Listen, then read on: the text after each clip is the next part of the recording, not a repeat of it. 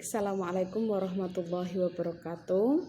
Ya, jumpa lagi bersama saya Bu Rini dengan pelajaran IPA. Nah, pada kesempatan hari ini, sebelum kita mulai pembelajaran, marilah kita berdoa terlebih dahulu dengan membaca basmalah. Bismillahirrahmanirrahim.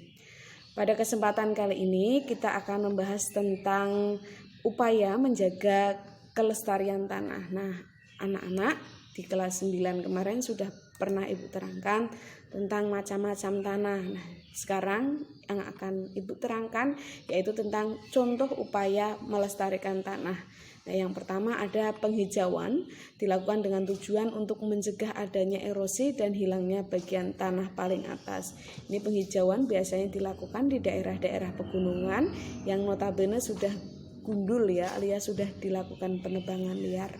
Nah, penghijauan umumnya dilakukan pada tanah-tanah yang sedang tidak digunakan untuk bercocok tanam. Jadi ketika tanah-tanah sudah ditanami dengan padi, itu tidak dilakukan dengan penghijauan ya. Biasanya penghijauan itu dilakukan ketika daerah atau hutan itu sudah gundul kemudian dilakukan penghijauan. Nah, selain dari untuk mencegah adanya erosi, penghijauan juga digunakan untuk menanggulangi akibat dari bencana alam ya atau aktivitas penambangan. Kemudian yang kedua, mengurangi pencemaran tanah ya. Mengurangi pencemaran tanah tujuannya untuk melindungi tanah dari ekosistem yang ada di sekitarnya ya. Bila tanah tercemar, maka dampaknya akan buruk, ekosistem akan rusak dan pertanian tidak akan maksimal ya.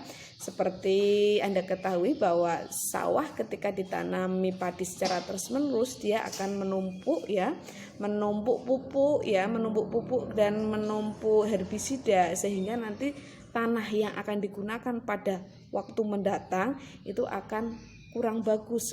Nah, kalaupun nanti ditanami mungkin hasilnya juga kurang optimal. Kemudian bila tanah erosi akan mengakibatkan gangguan ekosistem bahkan mengganggu kesehatan manusia. Jadi ketika tanah itu tidak subur maka makhluk hidup yang ada di bawahnya itu tidak bisa berkembang atau tidak bisa bereproduksi dengan bagus. Kemudian selanjutnya yaitu menggunakan pupuk kimia secara bijaksana ya.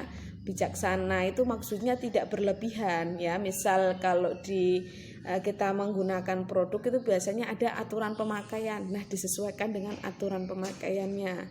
Misal minum obat sehari 3 kali ya jangan sehari 6 kali, nanti bisa overdosis ya. Begitu juga dengan tanah. Kemudian penanaman secara bergilir. Nah, penanaman secara bergilir atau yang disebut wanatani itu maksudnya ketika musim hujan itu ditanami dengan padi, sedangkan ketika musim kemarau ditanami dengan jagung. Jadi ada pergantian tanaman yang ditanami pada di daerah tersebut. Kemudian selanjutnya membuat kanopi alami bagi tanah.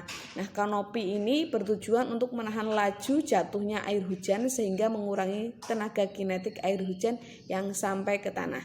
Jadi air hujan yang jatuh ke tanah itu tidak langsung jatuh menimpa tanah tetapi menimpa dahan-dahan dulu ya.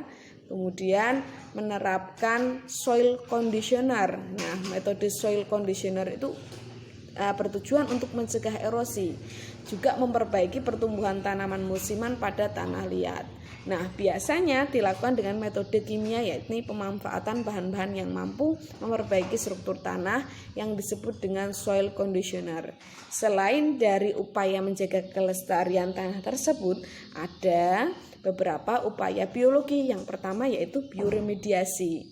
Nah, bioremediasi itu menambahkan makhluk hidup atau bakteri ke dalam tanah sehingga nanti dia dapat memperbaiki lingkungannya.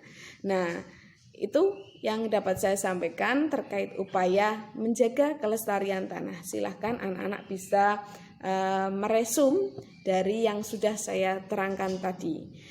Terima kasih atas perhatiannya, kurang lebihnya mohon maaf. Tetap semangat menjaga kesehatan, tetap semangat belajar daring. Sampai jumpa lagi. Wassalamualaikum warahmatullahi wabarakatuh.